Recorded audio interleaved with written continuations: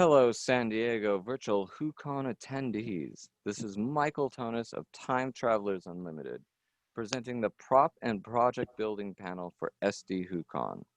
I've got 3 very experienced craft makers, 2 available at simultaneous times to speak, a 3rd for later, but let me allow them to introduce themselves. Hello, Michael. My name is Keith Boulger, and I'm in the LA area. And I think I got involved in Doctor Who kind of late, not until Matt Smith was on the scene. And I think my girlfriend introduced me to Doctor Who and the conventions, and I was just hooked. It was hook, line, and sinker. And I've been to several Gallifreys and one WhoCon so far, and it's been a blast.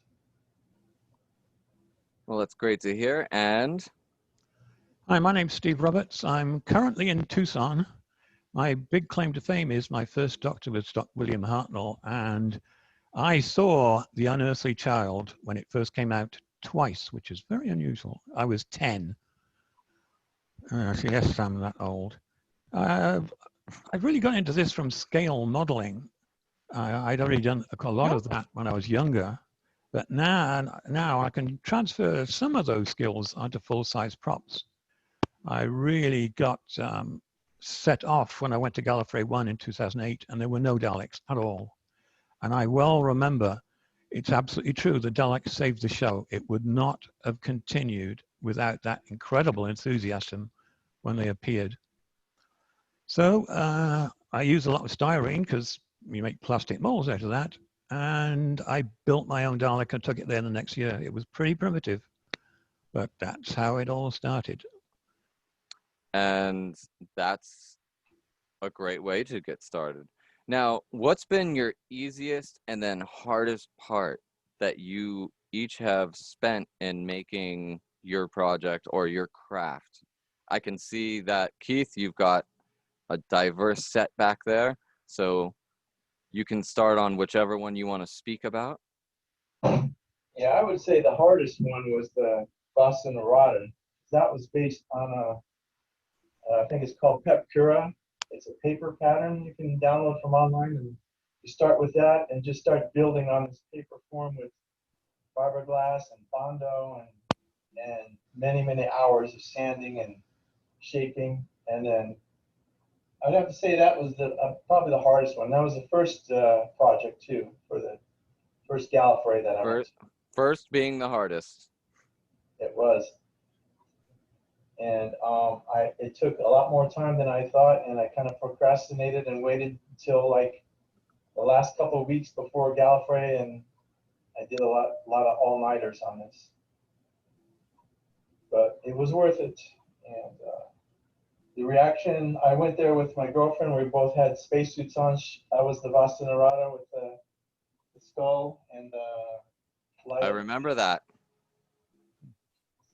Yes. And she was River Song, and that was, I think, 2016. And it was like we would take like 3 steps, we'd have to stop for photos, and then 3 more steps and another series of photos. It was like the whole day was like that. It was like, well, that's show of appreciation to the effort you put into it and resemblance. That was labor of love, I'd have to say. And it was the first one. Each Gallifrey and WhoCon, I try to come up with a new monster or character. Yep. I think that's been amazing. Every time you've come through, I can see you've got some others, and I'm sure you're going to share those as well. And Stephen, what has been your easiest and hardest? The easiest was certainly buying the part rather than making it. The dome of a Dalek is really hard to do. Curvy surface and dusty. Been sanding mine a lot, so yes. Holding me up. So what I did was look at Project Dalek, as where everybody starts, and somebody was actually selling domes.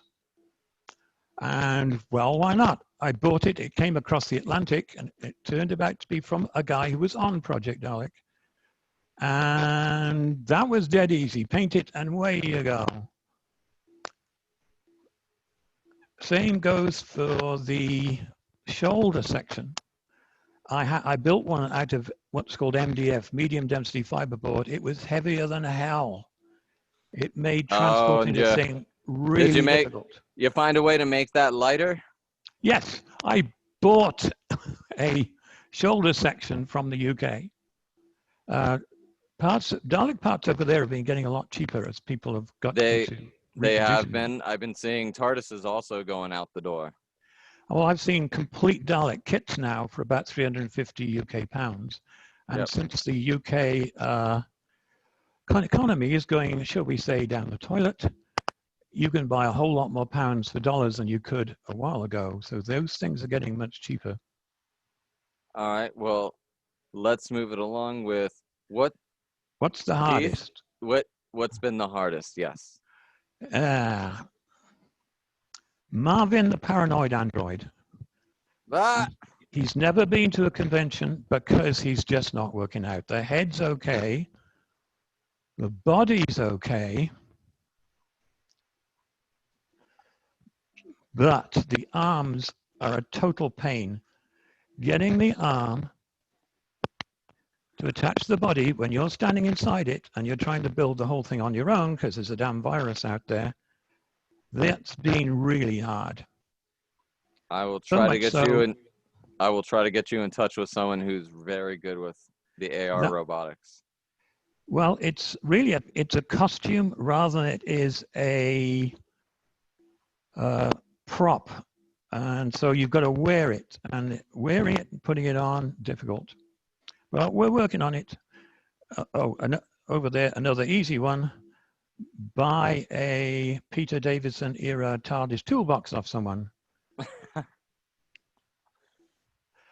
Aside from that, probably the one other really, really, really hard thing is learning to CAD program, computer assisted design, to make 3D prints of things like the plunger. Plunger, easy.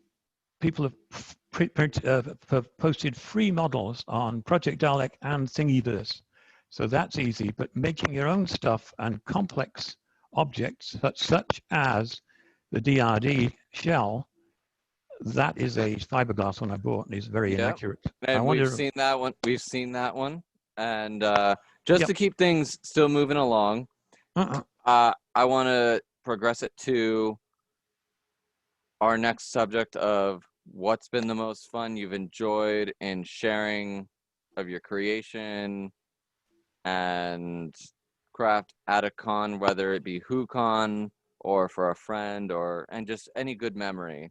And Keith? I would say looking at all the other costumes, all the other cosplay, and it's an incredible imagination that goes into it and craftsmanship. I would say that's just as much fun as. Do you have someone that you might have remembered really just getting excited, or somebody that really made you feel really great about that craft? Let's see. Well, I was always impressed with the Daleks, and I always wanted to, like every year I want to build a Dalek, but I chickened out and went with like a monster or something a little easier. But, well, maybe after today and hearing Steven, you'll end up wanting to get into one of your own. Yeah, and I know you've been wanting to complete your Ironsides Dalek for a long time, as long as I've known you, and then I'd like to see that project completed. Yep, he's not going to be remote controlled. He would be manually controlled, but still Dalek nonetheless. But again, it's not about me. Stephen Roberts, what's something of a great memory and event you remember during the conventions or appreciation of your craft? For me, they were always accidental. A group of cosplayers locally here in Tucson invited me to go down to Tombstone, which is kind of a town based on tourism. People who walk around in all West costumes, and it's kind of hokey, but it's fun. And they were Klingons and they were Star Trek characters and stuff. And I was driving the Dalek around, and I was crossing a street, and I saw at the other end of the street was Wyatt Morgan and Virgil Earp and Doc Holliday, people dressed as them, all standing in a line. And I just remembered on my MP3 player in the Dalek, I had got music from Fistful of Dollars. So I turned, just on an impulse, I turned the Dalek towards them, started playing spaghetti Western music, and started yelling at them to draw, you will draw, obey. This was just hysterical. This had to make some laughs, definitely. There were a lot of people laughing. If you want to see it, you go to YouTube and you type in Fistful of Dollars, do a search on that. A fistful of Daleks. And you can see the whole thing. Somebody actually recorded it. Unfortunately, that made everything after that a bit of an anticlimax. So the only other thing that's been really fun is Dalek karaoke, where a Dalek sings a song, usually something just completely inappropriate for Dalek, but like "What a Wonderful World," but instead of saying "What a Wonderful World," you say "Exterminate." We are known for that one, yes. Mm-hmm. And I have witnessed you give K9 a little snippet to 10. I have proof of it. If anyone ever wants to see that, I have proof. I have to be careful with that. K9 harbors deep resentment about being blown up by 10. He does. But now, Keith, your memories and greatest in appreciation from fans from your cosplay and your project. I think I've run into one of my biggest fans happened to be John Davey. Every time I go there, he approaches me. And I think the first time I met him, I didn't know who he was, but he sees my monster characters, and since he does like he is a monster character, right? And he plays almost most of them. Yes, and so yeah, the first time I didn't know who it was, and he's asking me about my costume, how I made it, and I thought he was just another, fan of the show. But once I found out, his notoriety, then, that made it, much more enjoyable. In fact, I got his signature on my teller head. Let's see if you can. Ooh, a blessing from the man himself, right there. That's a blessing from the man himself. There you go. So he had to admit to me that he never portrayed the teller, but I told him I didn't care. I want his signature on it. Well, that is great, amazing news. And I want people to see how amazing your guys' crafts are. So let's see each of you doing some demonstration and craft, appreciation of your makes right now for us. Why not show your Kablam, show your Dalek, show your roster up close for the camera for people, show them this detail, and let's have Keith start it off first. Okay, that's I used to think that the teller would freak people out more than the Kablam Man, but as far as freak out factor, the Kablam Man really unnerved. That solid face, that's what it is. That solid expression. Look at that. He doesn't need the suit on, but look at that, folks. Mm-mm. That creeped me out the first time I saw it. Yes, and this is the man behind the mask. You're getting to actually know the craftsman behind the craft. I came up with a way of being able to open it up so I could breathe once in a while. You know what? That makes a better face mask than my little rat masks. And I got the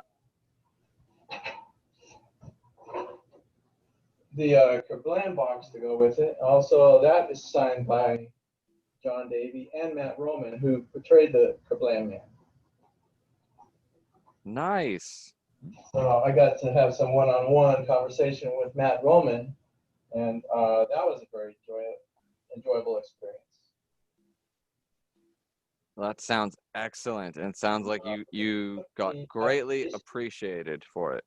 Chasing him all around the convention, trying to find him so I could get a signature on this box. But he had the actual prop box from the show, and it was just like identical to mine. Now, for that Vaster Narad, do you wear that on your head with the skull there, or is that for just prop positioning, or how do you make that work? Wear it with let's see, take it apart here. Oh, it's a face mask. Yeah, it's stuck in there.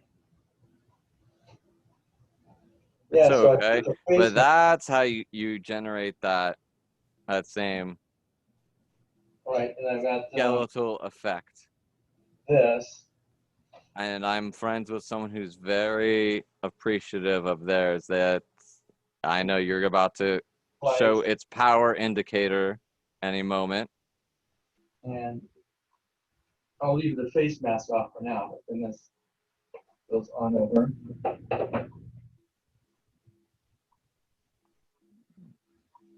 Most excellent. Yes. That shows you're actually part of that expedition crew. And this form I'm using, it's actually a form that I made up with my friend. It's for a future project, the Empress of Mars. So that one is going to be a pretty elaborate one. And I found an online tutorial on how to make a mannequin based on a person by covering them with duct tape and peeling them out and stuffing it with newspaper, and then you get an exact mannequin of the person. Oh, with a better rest and feeling of where it's actually going to groove in. Right, so you can design a costume over, this mannequin and get it sized right, because she lives in kind of far away, so I can't use her. So I'll just use this, and the mannequin is much more patient too for being used as a mannequin.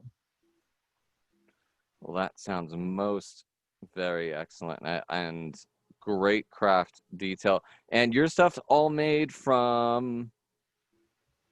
So this is fiberglass, and so so for fiberglass? How do you manufacture it yourself? Well, this one was from the Pepcura paper project, so it was just pretty tedious. It had to be built up. You start off with it's kind of like cardstock, and you tape together all the little facets of paper, and then you stiffen it up with resin, and then you go on the inside and put layers of fiberglass on it. And on the outside, you smooth it out with Bondo, and then sand it forever. All right. So this was much easier. This is all EVA foam. So you made that one just from pure EVA foam. Right. And how did you design that LED for the eyes? These are like dollar store flashlights that I took apart and just stuck them in.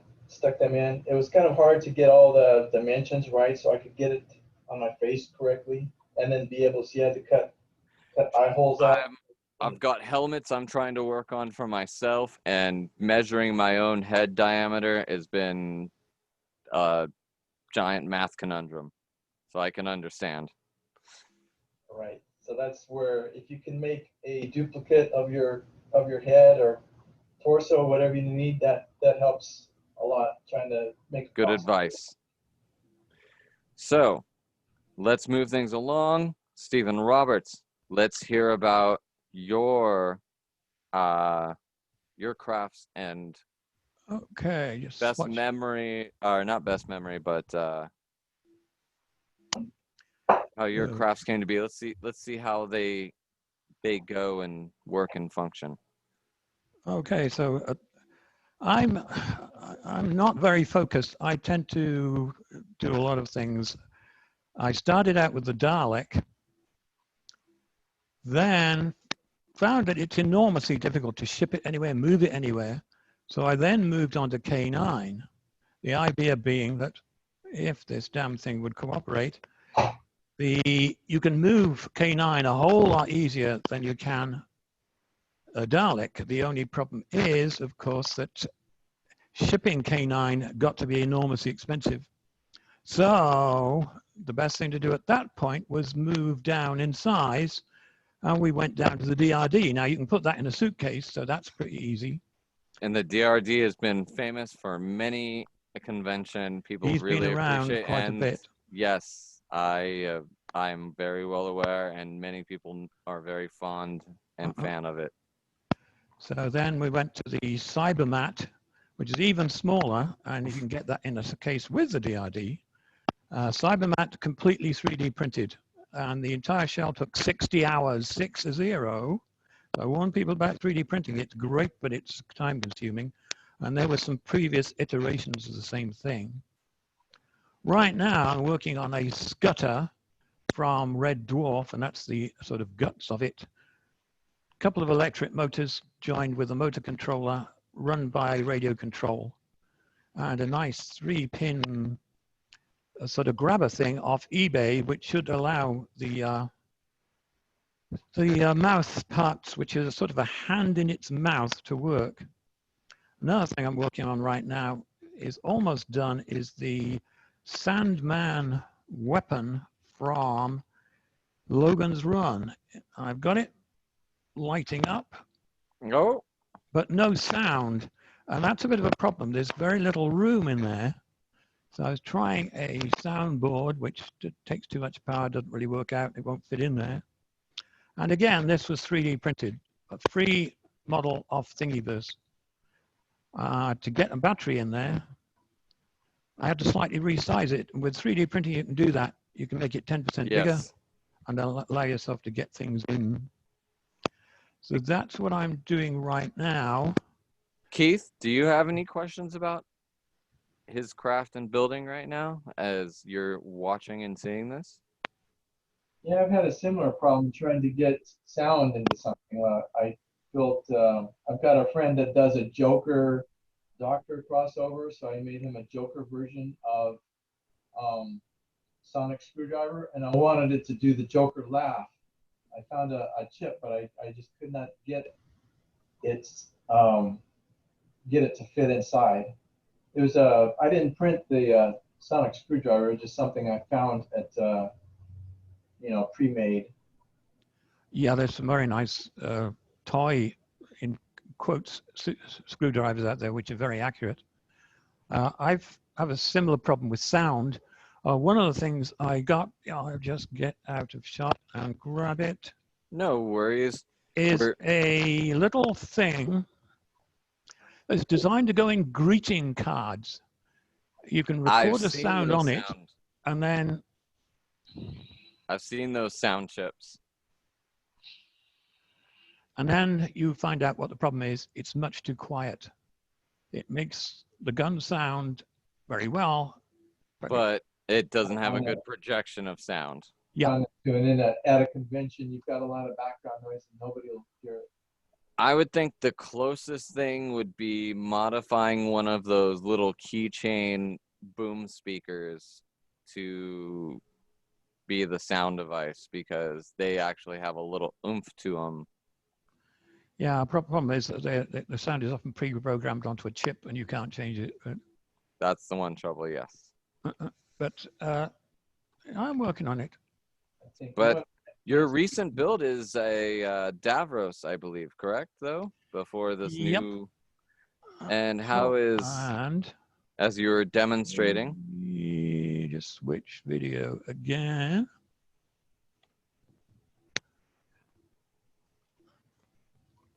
His Davros being one of his newest completed... This is about the newest completed one, yeah.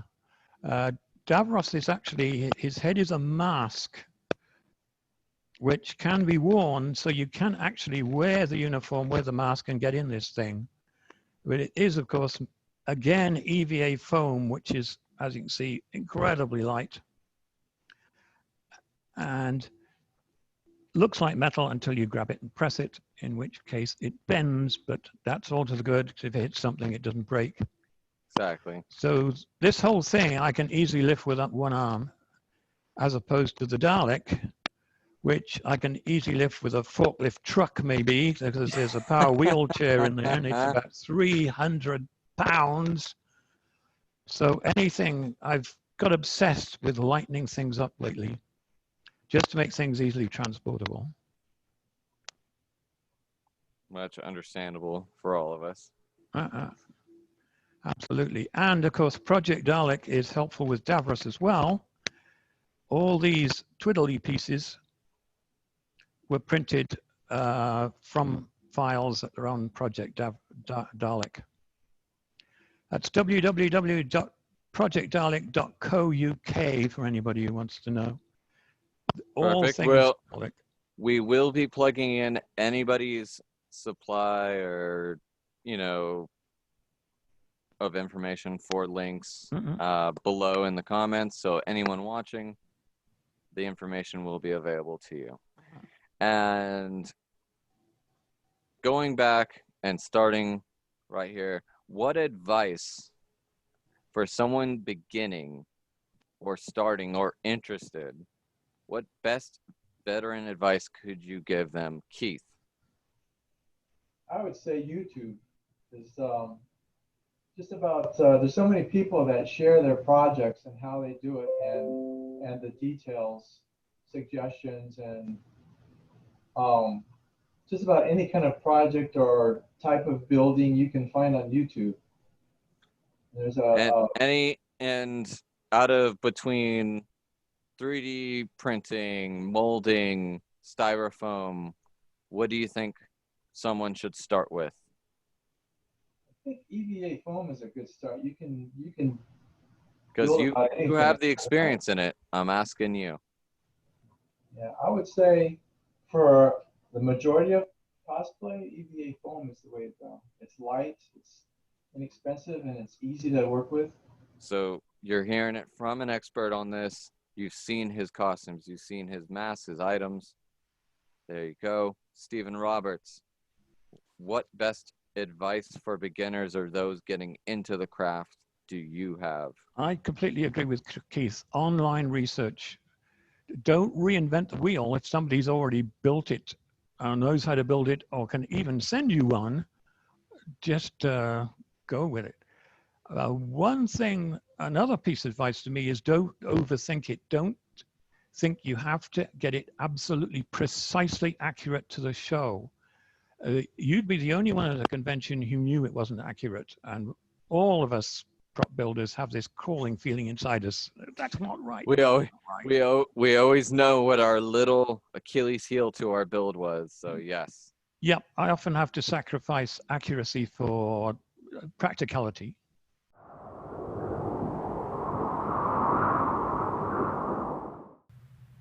Thank you, San Diego Hucon, for allowing me to share with you my knowledge and my craft.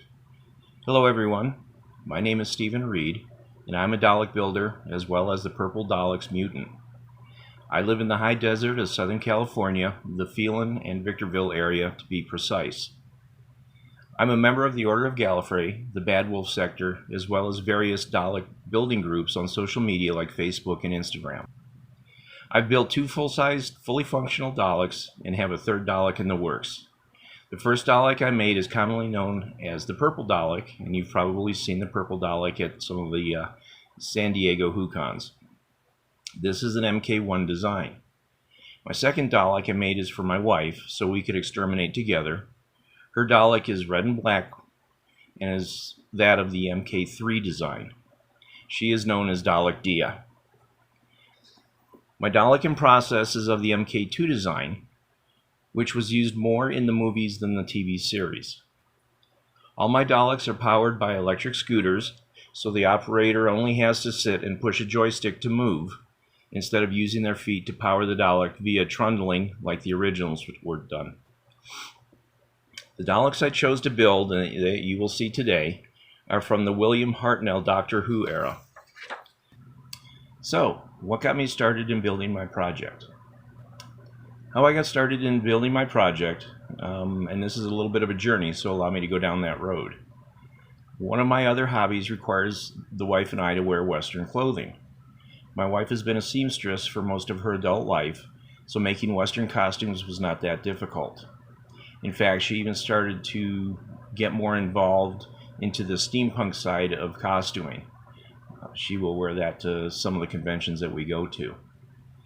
A friend's daughter was into something called cosplay. Me and the wife had never heard of it, so when she had asked for our help in making a costume, we agreed and offered our services. My wife helped her with the sewing aspect of the costume, and I went on YouTube and I learned how to make small armor pieces out of crafting foam and contact cement for her outfit. When all was said and done, the costume looked great. She wore it to the convention, and we saw many pictures and a few videos she was in on YouTube displaying the costume, and it was something to see. We really enjoyed it. I started watching other videos on YouTube about cosplay conventions, and I was really impressed with the quality of costuming I saw, but more importantly, the fun that was being displayed.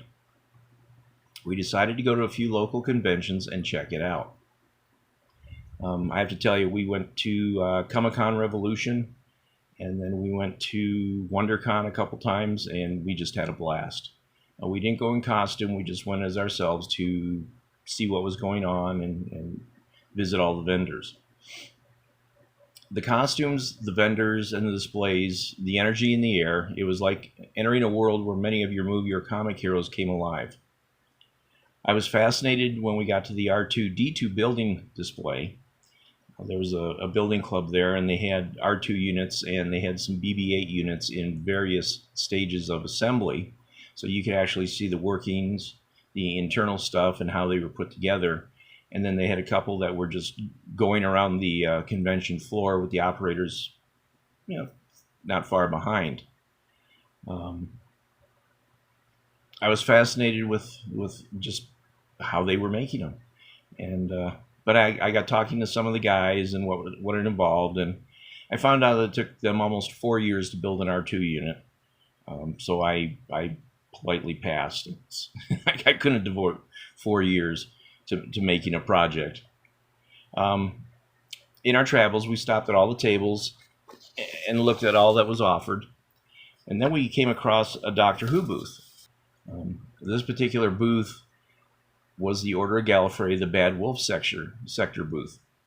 So we got a chance to talk with them about an upcoming San Diego WhoCon for that year, and we got the flyers and all the little handouts that they had, and something I thought was really cool was the ribbons that you would hang on your tags. So we got a couple of those. The wife and I didn't attend that year, but in talking with the people and seeing what it entailed, the seeds were planted. After getting home and reflecting on the cosplay events that we had enjoyed, I decided I wanted to build something in the way of a costume to join in with the fun. But I wanted to build something more than just a costume. I wanted to build something that I could become, not just wear. I hit the internet and started searching. I remembered the Doctor Who booth and the people that we talked to. I remember watching Doctor Who as a youngster. I remember watching Lost in Space with the Robinson robot and a movie called The Forbidden Planet that had Robbie the robot in it. Doctor Who had robots. Actually, Doctor Who had many robots. I was later to find out that these actually weren't robots. They were Daleks. I searched for Dalek on the internet and eventually followed the rabbit hole to a site called projectdalek.com. If you talk to any Dalek builders, you will find projectdalek.com is a staple in our lives of making Daleks. Since my woodworking skills were limited, I had none, I settled on the earlier MK1 to MK3 styles since they looked the easiest to make. I downloaded the plans, reviewed building diaries, and did my homework on woodworking tools from Harbor Freight, and decided I needed to be a Dalek. Exiting the time corridor to a secret location in Southern California, we find 2 Daleks waiting for orders. So these are the 2 Daleks that I've made so far. The purple Dalek is an MK1 style, and the red and black Dalek is an MK3. The red and black Dalek is my wife's, and that's known as Dalek Dia. Now, the most noticeable difference between the MK1 and the MK3 are the power slats on the shoulder section of the MK3, the red and black. The MK1 does not have slats. In the early days of Doctor Who, the MK1 would receive operating power through metal floors, so their movement was very limited. That's how the Doctor and Susan were able to defeat the one Doctor, by putting the cape on the floor and pushing the Dalek over it, which cut off the power supply to it. So both of these Daleks here stand about 5.5 feet tall, and they're about 33 inches wide, which makes it a little difficult sometimes to go through doorways at certain houses or conventions. I actually have to take my front door off of its hinges in order to get these in and out of my house. So the trailer behind them is something I bought to store them in and carry them around in. It took me about 18 months for each Dalek to make them from start to finish. So now I'm going to take you closer, and we're going to take a look at the Daleks on the inside.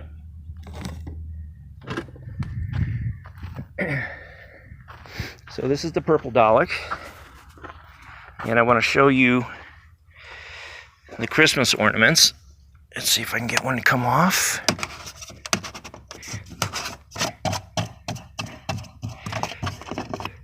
So this is a 4-inch diameter Christmas ornament, and I put a T-nut on the inside, and then we just spray paint it to whatever color we want. If this gets broken at a convention, then it's just a matter of unscrewing it and then screwing the replacement on. I keep a couple of these in a tool bag that I keep with me, just in case somebody gets excited and actually kicks it, or I wind up just messing it up. Speakers. So I don't know if you can see down inside of here, but this is a speaker hole, and this is a fan hole. I actually have fans on the inside to keep us cool. So I've got a fan on each side. It's a little 12-volt computer fan, and I also have the speaker for the voice modulator inside there. So when it gets too hot, there's no airflow, we throw a switch inside, it'll turn on the speakers, but the voice modulator is always on. The eyeball. This is the Christmas ornament, just like I used down on the hemispheres. And then we just pull this off, and you can see inside there I have aluminum foil in the back, and I've got LEDs, LED strip that's 12 volt, and then I held that on with magnets. This is just plastic sheeting, and then of course my PVC pipe spacers in the table leg. Then on this one you can see the light on the inside that fires when you press the button on the gun. The guns are made of folding clothing racks.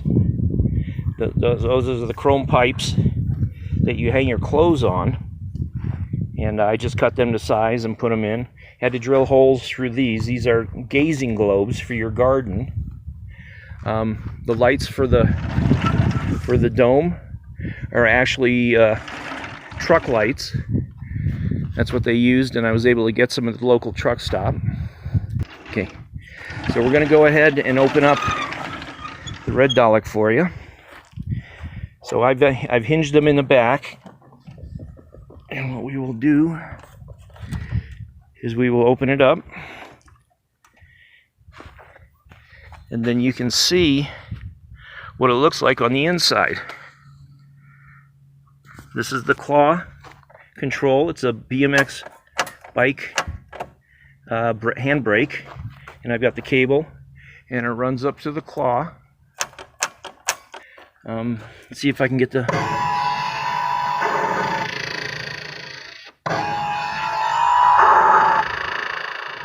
And that's hooked into the Project Dalek voice modulator. That's the MK6. That comes pre-assembled. So all you got to do is just basically attach it to your Dalek, hook up the wires, hook up the lights. It comes with the light, and you're ready to exterminate. So this particular one uses a jazzy style wheelchair. The operator will sit on the cushion here, and then this will come down, and you will control yourself using the joystick. Okay, so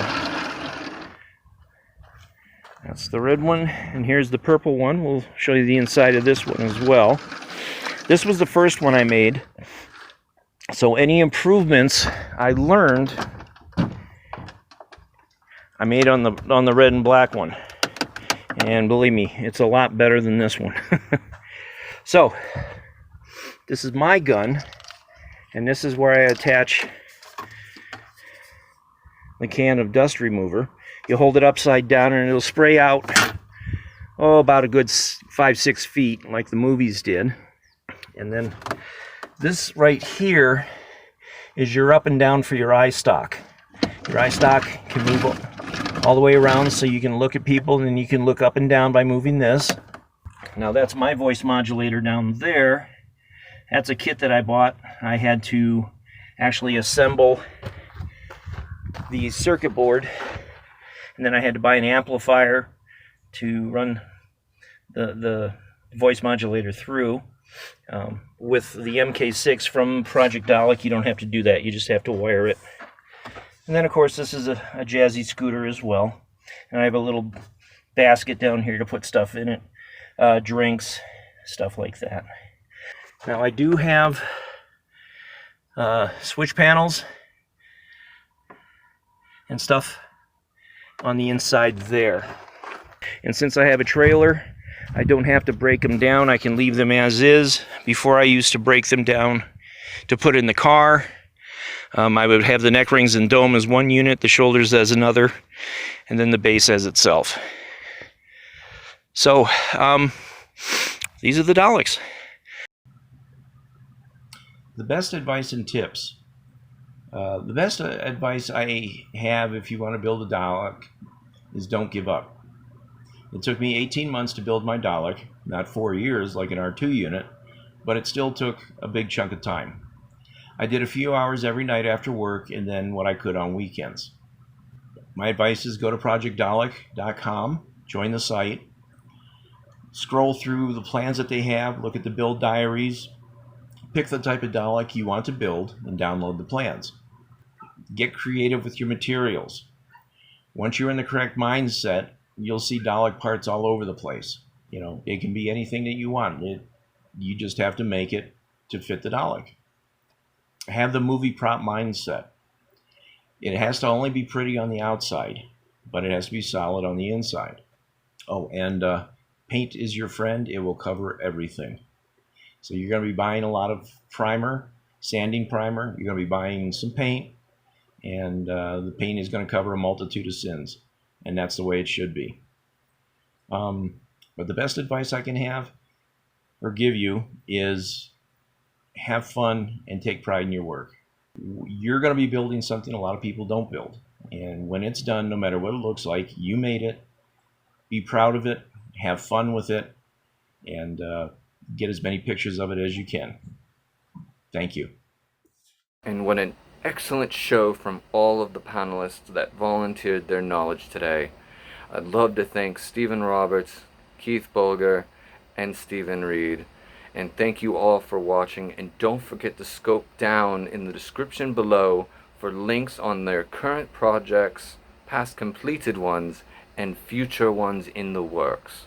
From those of us at San Diego WhoCon, Order of Gallifrey, Time Travelers, and such, we thank you.